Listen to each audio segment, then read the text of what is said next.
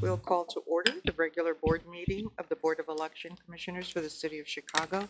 Good morning. My name is Maricel Hernandez. I'm the chair, and with me today is June Brown. Present. And Commissioner William Cressy. Also present. Next item on the agenda is consideration of the agenda. Any proposed changes? If not, let's proceed with the approval of the regular board meeting minutes of July 26, 2024. Is there a motion to approve? So moved, Commissioner Brown. Seconded by Commissioner Cressy. Properly moved and seconded. All those in favor, please state aye. Commissioner Brown votes aye. Commissioner Cressy votes aye. Motion passes. Next is the Executive Director's report. Good morning, Madam Chair, Commissioner Brown and Commissioner Cressy. Well, Election Day has come and gone here in Chicago, and we want to thank the thousands of poll workers, public and law enforcement officials, and volunteers for their assistance in helping administering the November 5th presidential election. Central County judges continue to process and count properly postmarked vote-by-mail ballots. Military and overseas ballot processing and counting will begin on Thursday, along with provisional ballots through November 19th. These totals are updated to our website each evening. Our staff continues adjudication of write-in votes. Our canvass of preliminary vote totals took place yesterday at Block 37. Today begins the 5% audit process at the warehouse today, where the Assistant Director, Sandra Sperry, is overseeing that process. Write-in results will be shared at the end of the counting process on November 19th. We saw little to no public safety incidents or major threats or interference in our election process. We are proud to say that the election was fully staffed with poll workers, and we had more than enough standby judges to assign for any no-shows on the election day. Nearly 1/4 of our poll workers' workforce was made up of high school and college judges. We would like to thank our partners at Mikford Challenge, Chicago Public Schools, City Colleges of Chicago, and more for their ongoing effort in recruiting students to serve in our communities. And while we didn't see the election day turnout we were expecting to see, this appears to be matched both nationally and statewide, where less voters came out to polls than previous presidential cycles. We know many voters experienced long lines at some early voting locations, as well as vote centers on election day, and we thank them for their patience and their commitment to their civic duty. It is clear that Chicago voters are continuing to choose early voting and vote by mail as their preferred method to cast their ballots, and that the Vote Anywhere program for early voting continues to grow in popularity.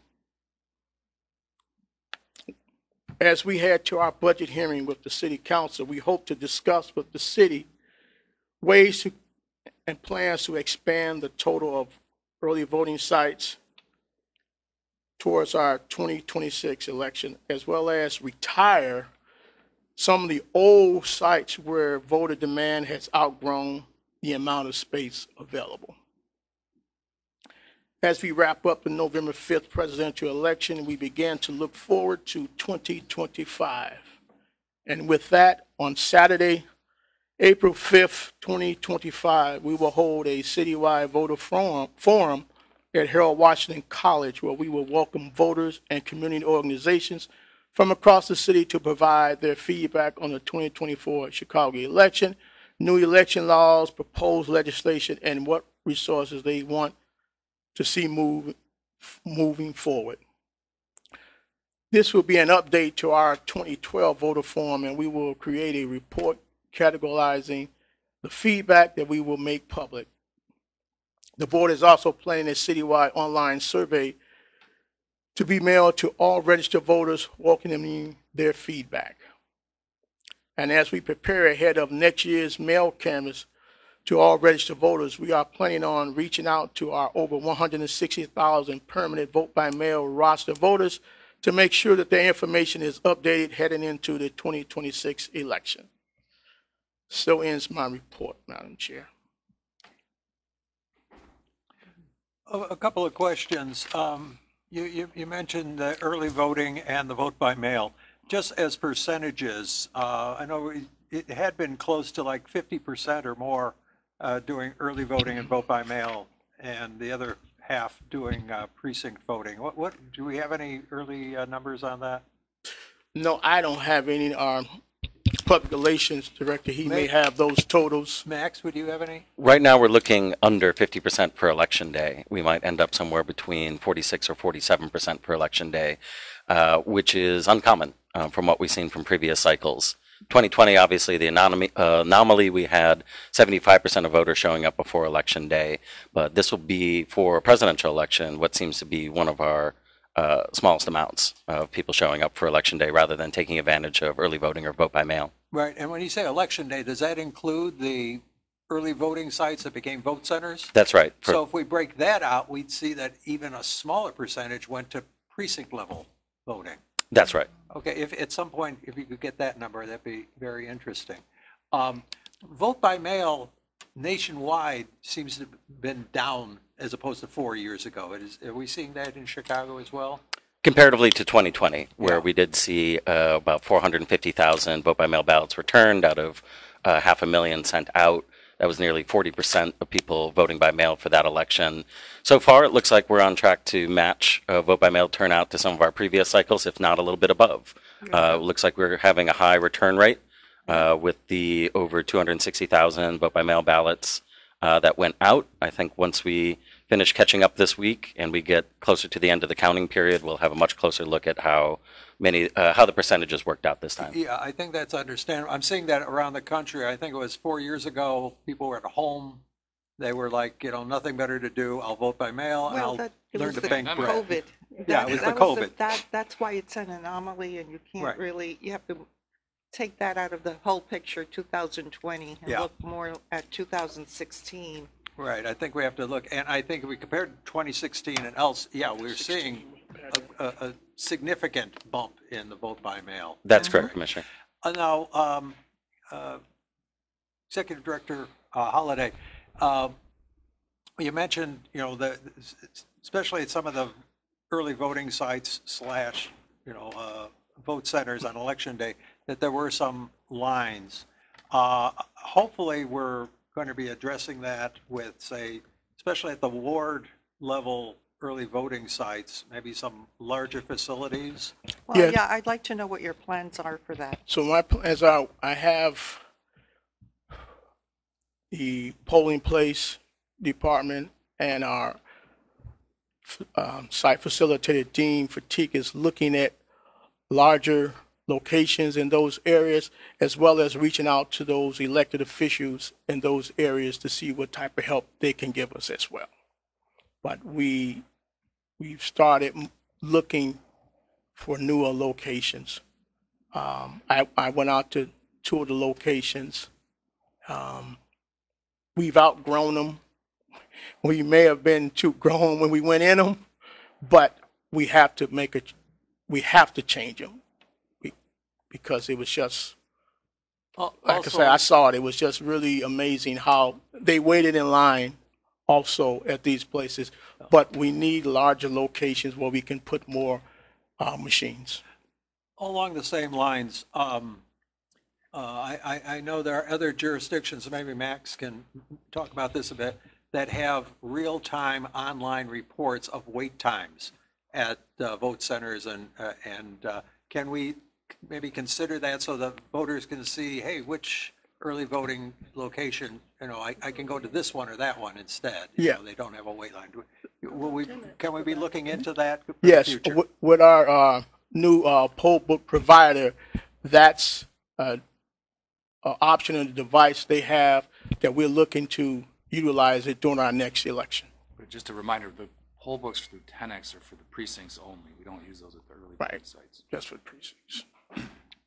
So that wouldn't work for the early voting sites? Not through 10X's program. If there's a program that could be created Yeah. for the We Gotcha. different style Okay, well, program. something to look forward to for the future.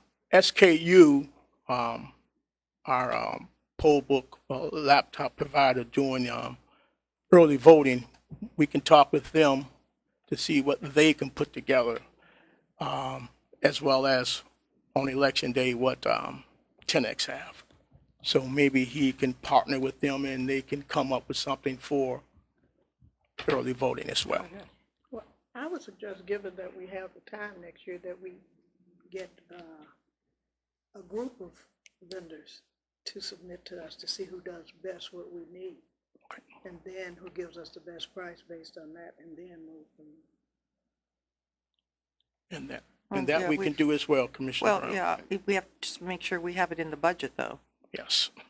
That's, that's, Well, I would think under the services that we provide, that would be one of the narrative budget items. To purchase new laptops for And the things early like voting. that this would be, that software service would be included in that. Yeah. well, we could find out. Or the Board of Elections helicopter to fly across the city. and report on that. Uh, Yeah, drones, there you go. I think what I would like is, I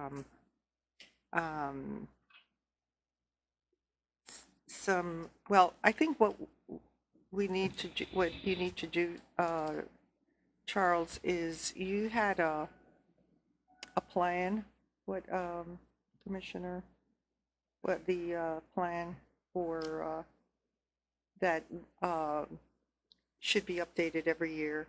Oh, strategic plan? The strategic And plan. contingencies? Yes.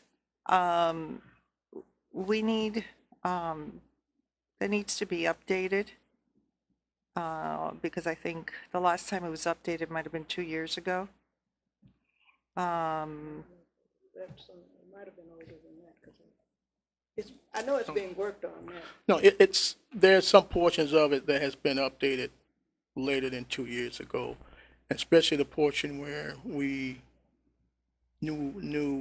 administration has been added to the office.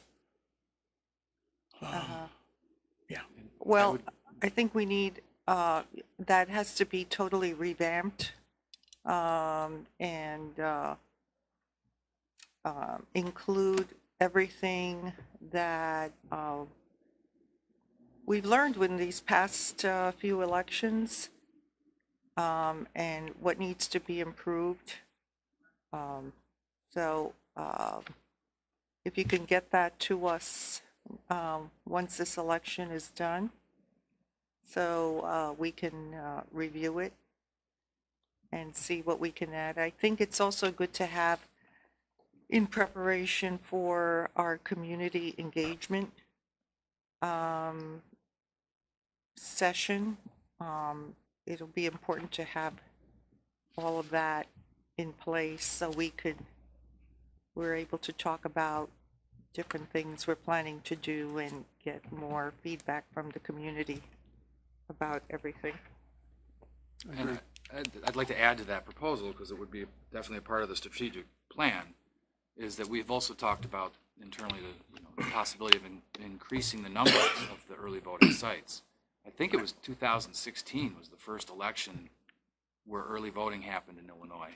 So it's not even that old of a thing, and it's been growing in popularity ever since. So I think that now is a good time for us to start talking with the city about the budgeting that would be necessary. But people are, as we've just heard from the stats, people are shifting their voting method from the precincts to the more convenient, 2 weeks or more of early voting. So I think there's a very good justification that we reassess where we're at now, because now some time has passed since early voting began in 2016, and we're seeing, taking 2020 and the pandemic out of the mix, we're seeing very much an increase, relatively steady.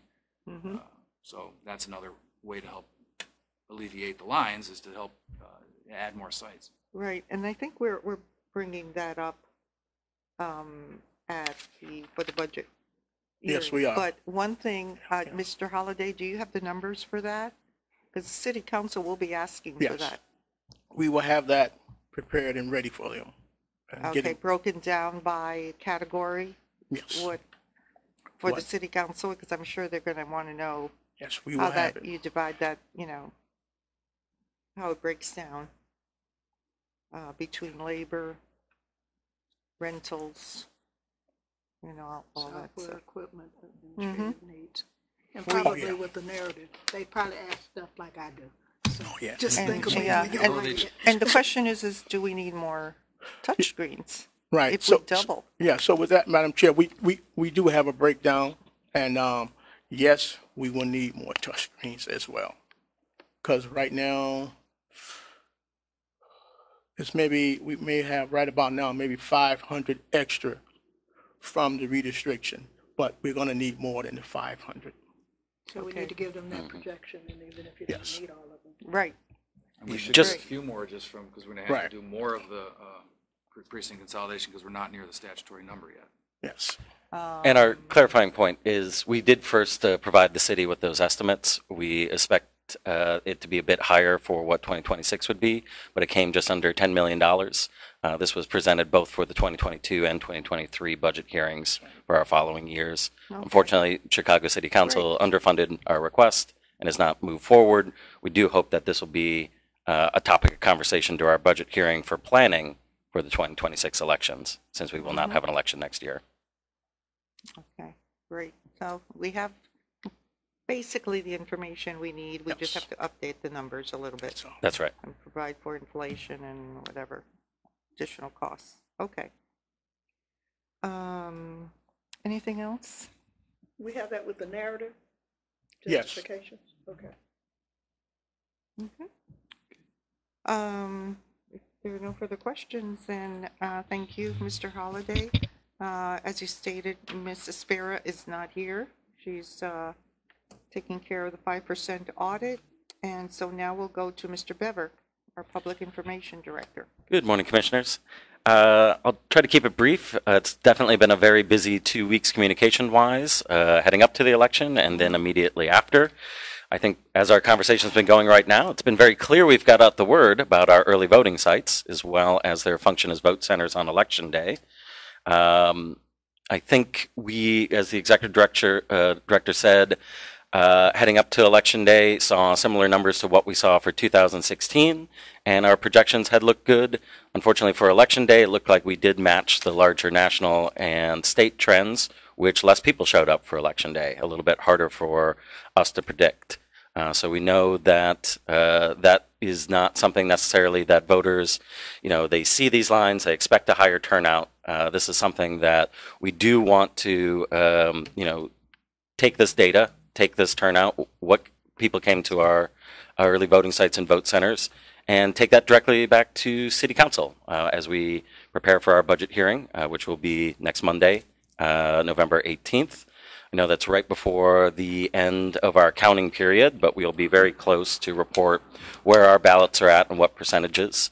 And as I had mentioned before, this will be an election day that saw under 50% of people show up just for Election Day, including at our vote centers, possibly a number that's closer in between 46 and 47, which is unusual to see, but I think more evidence for us to show that early voting and vote by mail are continuing to be popular, and that is where additional resources need to go.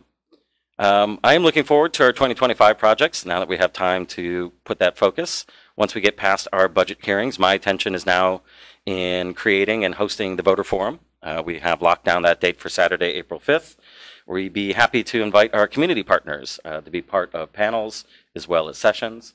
So I know people in the room here, our friends at League of Women Voters, as well as Rainbow Push, will be making specific invites as we build out the program for what should be a day long. We'll figure out the exact timing between it, but we'll have many hours to spend with each other.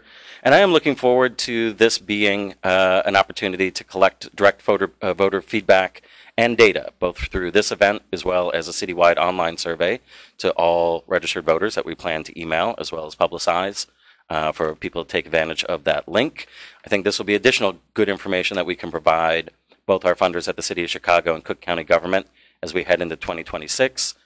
We can spend the majority of 2025 working with them and hopefully, again, identifying additional early voting sites or retiring sites that we might have outgrown. So we can really spend this year getting the feedback and getting the data that we need to prove where the resources need to go, as well as spending this time preparing for 2026, which will immediately be 6 elections again through 2026 and 2028, which doesn't sound that far away anymore No. now that we've even gotten past November here. A year from Just now only will a be- year, right? Yeah. And despite a challenging budget session so far with the City of Chicago for next year, we currently have approval to fund the creation of a Chicago Elections mobile app and desktop app, which I am quite excited about. So we will be putting out an RFI first in January, finding firms who would be qualified, get a list of vendors that then we will use some of that information to create an RFP. A few months later, we expect then to hopefully have a vendor chosen in late spring or early summer that we can work with through the end of the year and have a downloadable app that would be available for voters leading into the primary 2026 election. So fingers crossed that all still goes through budget-wise, but that is another thing for communications to look forward to as a new resource for voters, as well as continuing to update and expand the website, which we look forward to having an updated results section that would have graphs as well as other turnout as well as results for candidates. And the big thing I'm excited about is voter turnout maps and interactive maps. So people can see, turnout within their areas, turnout for contests, turnout for candidates, the same way they would see it on, say, a news media site on WBEZ. We have this information, we have these maps. I'm looking forward to being able to visualize it for our voters off our own website in the near future, too. Thank you. And that's taking a look ahead to 2025. That ends my report. Okay. Any questions? I do have one comment. I don't know what happened on election day. We had all these people lined up around the block at 69 West Washington Street, and a lot of them were not registered. And their question was, but this is where we're supposed to come to register to vote. And I was telling them, you can go anywhere to register to vote. And they said, no, but the website, and I'm like, and they're talking about grace period, voting. There was some, and I was just like, I couldn't understand. So can you go through that? I have heard some similar feedback, and I think this continues to be an issue where we're continually pushing the information that you don't have to go downtown to get registered. It's available at every early voting site and vote center and your precinct polling place. I thought that was pretty clear. And, I looked through our website, and we try to continue to find ways to put things in plain language and make it clear and bold what we need to bold. My understanding is that there, especially for presidential elections, people are looking at many different nonprofits and other websites that are trying to be helpful, or the Illinois State Board of Elections, which unfortunately we did have some lag time, it seemed, between our own voter registration lookup and then ultimately their registration lookup. We were trying to direct people to our website, our tools, where there would be no kind of lag time to recent registration or your polling place information or your vote by mail information. My understanding is that there might have just been people researching, and that's the information that they got, or misunderstood, or just realized that, we have these two downtown locations open, and there's this assumption that I have to do this at the 69 West Washington office. So I think heading into future elections, we'll just continue really to try to push that message that same-day registration is available at every single polling place, including precinct polling places in Chicago. Right. That we won't see these type of bottlenecks, especially at our super site or our downtown locations in the we weren't future. even supposed to be, our It wasn't even supposed to be open that day. Wasn't supposed to be open. And Yes. we opened it. That was a decision that was made to help with the just with the line over at the super site, and getting people out of the rain and getting them out of outside. Again, my assumption, my suspicion is that we put a lot of effort into getting the word out about the super site and the early voting sites. I think we got there with the Vote Anywhere program. We need to get a little bit more of the message out that you can also use same-day registration anywhere. So it is a Vote Anywhere program and a Register Anywhere program. Right. So, Madam Chair, you made mention about grace period. What is considered grace period is when registration closes. They call it grace period, but then same-day registration as well. And But But it's just, why even use the word grace period? well, we avoid it because nobody really knows what it means. But I just right now just pulled up from the Illinois State Board of Elections website information on registering, and they do have this publication here that mentions the grace period registration and talks about that during grace period, voting in the registration and grace period voting in the office of the election authority or at a location designated for this purpose by the election authority. But is that So, still we valid? don't like, I've looked at our website, we don't put that information on there because it's confusing. We talk about the fact that any of the early voting sites, because But it's we are throughout- allowed to designate those I'm as wondering, registered. throughout the state of Illinois, Yeah. is it the same thing? It's the that- same law. Grace period, No, but I mean, in terms of you can register to vote at any voting site. as the It's election throughout authorities Illinois. are allowed to designate places of registration. We have designated all of our early voting sites as places of registration, and that's what's on our website. Yeah, But there is, so I'm just pointing out that in the few minutes we've been discussing this, yeah. I was able to bring up a piece of qualified information from the State Board of Elections that does talk about, in this period, registration at the office of the election authority. Maybe that's where it came from. I don't Yeah. know. That is my assumption, Adam, in that we have a lot of our voters were consulting the Illinois State Board of Election first Yeah. throughout this election. There's also a high anxiety heading in this election, so people who looked up maybe information last second were also being that, well, that's what that says, that's where I have to go, and that's the line that I have to stay in. I've never heard us talk about grace period at the office of the, because we know that that's it's- confusing. that's- Publicly, we just talk about registration at all of our Right. sites. Maybe that's a discussion with the state board, because I know on television, you see Yeah. it called the Yeah. State Board of Elections. Yeah. And that's where people are going to call. Yeah. So maybe the discussion is that we're all on the same page, that we find some way to clarify that. I do believe that, in the 102 counties we have in this state, there are some counties, the smaller ones, where they only can register at the, clerk's office. There are many election authorities throughout the state. They have one early voting site. It's at their county clerk's office. So grace period, that's where you would have to go, except that we also have Right. same-day registration at the precincts, of course. Now, grace period is an older term. Very old, yeah. Yeah, so, and it's sort of carried over. So it's Yeah. good to see that on our website, we've dropped that term. Yeah, I mean, we still comply with the grace period laws. Yeah. We I just wish don't they would talk about it with the old-fashioned But language. well, I mean, can the state just get rid of that grace period or just say, So I was, yeah, well, But I that think would be that's, the discussion, wouldn't it? If they can, but maybe if they can't by the statute, then we all have the same messenger. there are some, there's a cutoff to online registration. There's a cutoff to the standard registration. There is a value in those days, 2 weeks before the election. Right. If you're going to register, you're not going to send in a postcard and make our staff have to do it that way. You're going to show up, you're going to register, and you're going to vote right then and there. But that's the convenience of it. That's the modernization of it. And so that's definitely, we internally, and we election attorneys internally, speak about the grace period as essentially obsolete, right. because there's something Yeah, even same better than that registration. now, Yeah. So I was going to mention in my legislative report a little bit about how we can handle this. So Okay. I'll wait until that. Okay, thank you. Thanks, Max. So let's proceed with old business, infrastructure projects and changes in election administration, including electronic poll books and voting equipment.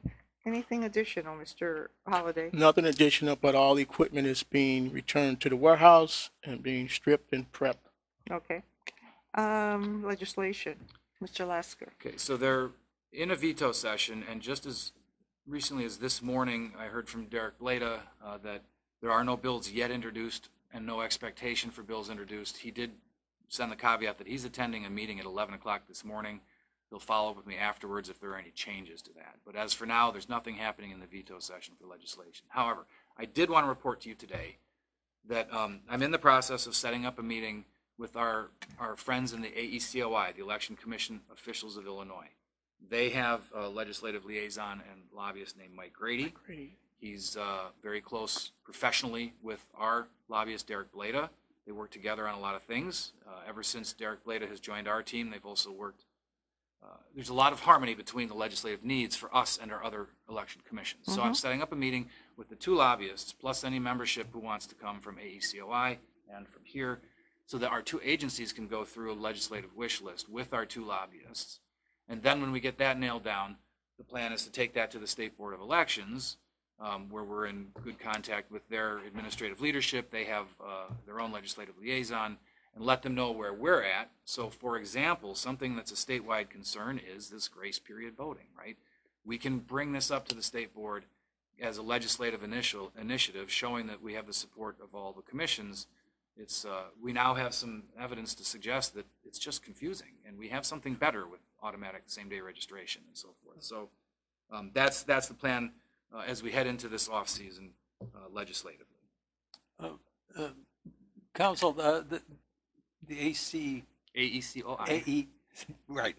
Is that just commissions, or is that also county clerks who also? That is just commissions. Yep. The county clerks have their own agency. We do, through AECOI, frequently get invited to the county clerk's events. There is a lot of discussion back and forth. Of course, legal counsel, legislative counsel for the county clerks. The Cook County Clerk's Office, we're in very close contact with them about all these initiatives as well.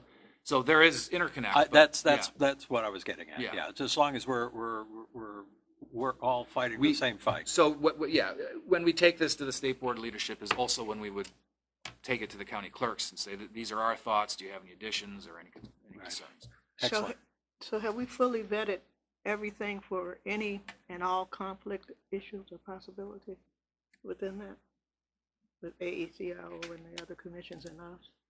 There, We need to kind of look at that? Or we do have separate lobbyists because there is the potential of conflict between the smaller commissions and us.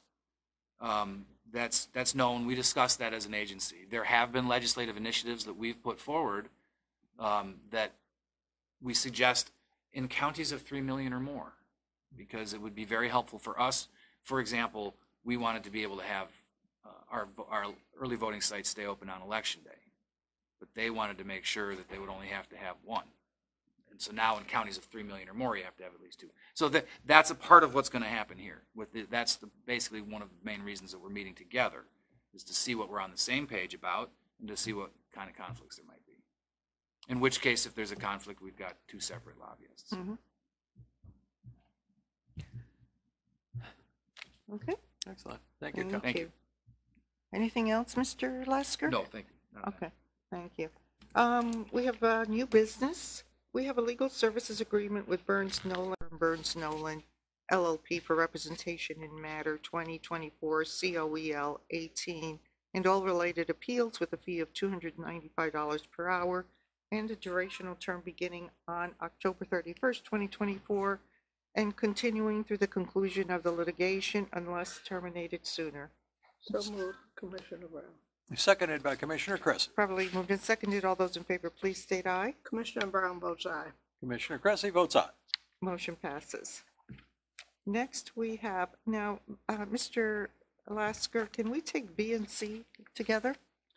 I think request two separate Two motions, separate? but it's Okay. the same discussion if you want me to just discuss the two different Sure. matters. We have a rescission of a contract with Event Equipment Sales LLC for the rental and delivery of tables and chairs for polling places due to incorrect vendor identity. And subsequently, we have the approval and ratification of an emergency procurement contract with Shippers Sales and Service, Inc., doing business as Event Equipment Rental for the rental and delivery of tables and chairs for polling places. Go ahead, Mr. Lasker. Thank you, Madam Chair. As you recall, we were originally the board had a contract dating back to prior to the March 2024 primary with Marquee Rentals for tables and chairs for polling places. Marquee unexpectedly went out of business, and so we did an emergency procurement and got a contract with a different vendor for tables and chairs for this November election. That vendor supplied us with emails and information identifying themselves as Event Equipment Rentals and Sales. As I usually do, I went to the Secretary of State's website to make sure we were using the proper legal name, and I found Event Equipment Sales LLC with the same ownership and the same address. So we executed that contract previously. Then it turns out that this group owns a couple different business entities, and they're actually doing the business for these tables and chairs rentals through Shippers Sales and Services Incorporated, which has a registered assumed name or doing business as name of Event Equipment Rental. So it was just a misnomer in the original contract, but since it's the wrong entity, I would request you rescind that contract, and now we will then execute the proper contract with Shippers Sales and Services. For the record, now that these services have happened already, I've spoken with staff, and they do report that it was a very successful time. They said that of all the precincts out there, there were only 2 of them that had to be delivered on election day, but that was actually because of late requests, because of late changes to the polling places that had to shut down at the last minute. So basically, they got an A grade on what they did. Okay. So Excellent. we're pleased. Good. Yeah. Considering they came in so late. And They've stepped up and they got the job done. Our staff is very pleased. That is fantastic. Thank you. Okay. If there are no further questions, is there a motion to rescind the board's contract with Event Equipment Sales LLC due to misnomer of the proper legal entity? So moved by Commissioner Cressy. Seconded by Commissioner Brown. Properly moved and seconded. All those in favor, please state aye. Commissioner Cressy votes aye. Commissioner Cressy votes aye. Commissioner Brown votes aye. Motion passes. Thank you. As you know, we're waiting for word from the city due to an ambiguity in the ordinance, the city council ordinance on police district councils. They are amending that ordinance to remove what I found to be an ambiguity. So moving forward, for this coming election and in future years, we now know how it works without the ambiguity. I want to also take a moment to give thanks to our partners in law enforcement. The lead up to this election was different than usual when it comes to law enforcement and security. The meetings that we had were a little more robust, I would say. And we did have meetings with the U.S. Attorney's Office, Department of Justice, the FBI, and CISA, the Cybersecurity and Infrastructure Security Agency. They were continuously giving us briefings and information on security threats to election officials across the country. We thank them very much for that. Also, we were in very good communication with the Illinois Attorney General's Office and the County State's Attorney's Office, who very much had our back on Election Day. We're very glad that it turned out to be a peaceful election in Chicago. So I was in touch with all those offices on Election Day, but only for routine matters. And I just really do appreciate them helping us out with this little bit of a strange election. Finally, been watching results for Discovery recounts. We currently have 0 races that are within the range qualified for Discovery recount. So things continue to be good with post-election canvass here. And we are anticipating, of course, an on-time proclamation on before the 26th of this month. Going back for a moment, said this was to commence on the last contract, October the 31st, not the 21st. There are a couple of date issues in that thing, and November the 30th. I'm on page. Which one? Item number 4 for the shipper. The term, and for item number 1, number 9, whatever date. Is that correct? I do believe it started October. I thought we said 21st or 2nd. So it should be beginning October 21st. and then the end date is not the 31st, but the 30th. Actually, you'll recall we caught that last time, and this is the older version updated. So we do have, it's proper October 21st there at the Okay. beginning, and that's the motion that was made. Okay, so we will be correcting that as well. Yeah, so that end date, and I apologize, that was the same, I keep thinking November has 31 days because it feels like such a long month Okay, it's in the election. Yeah. This board doesn't have the power to add days to the Not add calendar. a day into November. But other than that, the start date is correct. Okay.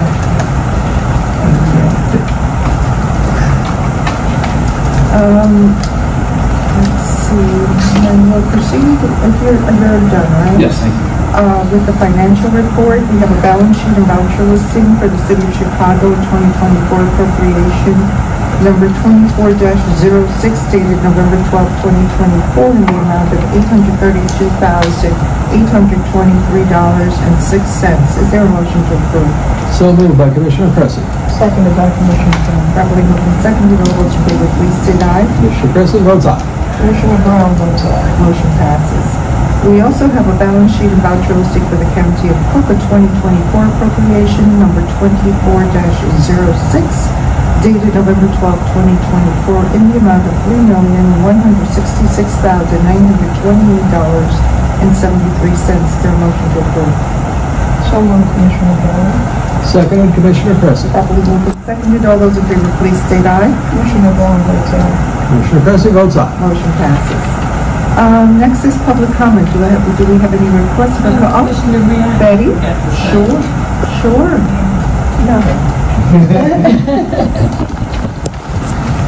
And just please identify yourself. And Betty, will you press that for 2 seconds? Button on the front of the, yeah, hold it down for about 2 seconds. Thank you. There you go. Thank you. You're on the air. Okay, I rise to thank the Chicago Board of Elections, and in particular, Mr. Holliday, Mr. Beathers, and Lance Goff. This was the first election in I don't know how many years that I have been running Election Central at Rainbow Push, where we only had one problem all day. And it was not because people weren't voting, because they were calling us and asking us where do we go vote. We had people on, volunteers there to look up the information based on my getting the polling sheets. But most people wanted to go to the vote centers.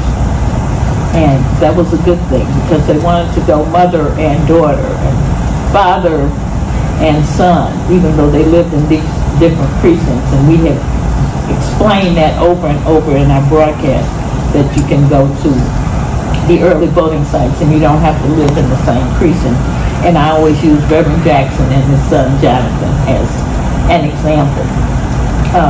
We worked with Chicago Votes, and they had all the bus loads that came down, and there were no problems, and kids were all excited. And my one experience, I went to polling site out southeast. A friend of mine, she didn't get her vote by mail ballot in time. She was on dialysis. And I explained that if she felt up to it, she could go. She was very weak that day, but she went. When her daughter told her, Betty's coming to take you to vote, you're going to be able to vote. Because she said voting is one of her most important things in her life. She had been weak, and she left dialysis, and she was weak. But when her daughter told her I was taking her to vote, she said, oh, okay, and she perked up. I went to the voting site. I went inside, explained I had a person that needed curbside voting. The judge came out, brought her the ballot, she filled it out, her application, she filled it out, took it back in. This is all in the rain. They put it in a plastic bag so it didn't get wet. And they brought it out. She voted down ballot. Then she voted for all the judges and gave it back, and the 2 judges were standing there with me. They took me back inside, and I placed the ballot in the machine for her. They gave me her I voted slip, and I brought it out, and she was in tears because it was just that important to her. Meantime, the judges told me that was the first and only time they ever had someone ask for curbside voting. So they came out and stood in the rain waiting for her to do her ballot. And I just want to say that Saturday we had a meeting with civic organizations, and I had invited Mr. Goff to come, and they asked him to come and speak, and he explained the voting, what the various voting numbers meant, because people don't always know when they see voting, what it means. And I just want to say that I am so proud to be a member of Chicago and a voter in Chicago because of what you all have put together. I tell everybody, Illinois has the best operation for voting ever. And I think a lot of it is because of the board that we have. And I just want to say on behalf of Rainbow Push and Reverend Jesse Jackson, thank you so very much. Okay, that was good. Thank you. Glad to let you speak. Feel free to come and speak any meeting. Well, no, thank you for those words, and we really appreciate it. But we also appreciate all the work you do and Operation Bush, because you're one of our biggest and steadfast partners in all of this. So thank you so much.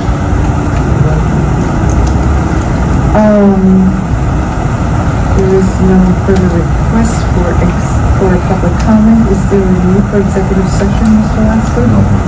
No. Okay, if not, then I will entertain a motion to adjourn.